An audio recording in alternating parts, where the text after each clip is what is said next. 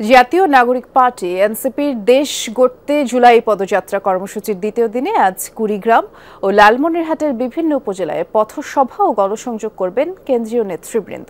বেলা ১১টায় রংপুর থেকে পদযাত্রা কর্মসূচির গাড়িবহর রওনা হয় কুড়িগ্রামের রাজারহাট উপজেলার উদ্দেশ্যে এবং পথে পথে তাদের স্বাগত জানাচ্ছেন স্থানীয় নেতাকর্মী সহ সাধারণ মানুষ। পদযাত্রা কর্মসূচিতে কেন্দ্রীয় নেতৃবৃন্দের মধ্যে রয়েছেন দলের আহ্বায়ক নাহিদ ইসলাম, দক্ষিণাঞ্চলের মুখ্য সংগঠক হাসনাত আব্দুল্লাহ, উত্তরাঞ্চলের মুখ্য সংগঠক সার্জিস আলম সহ আরো অনেকে। রংপুরের কাউনিয়া হয়ে কুড়িগ্রামের রাজারহাট পৌঁছে পথসভায় তারা অংশ নেবেন।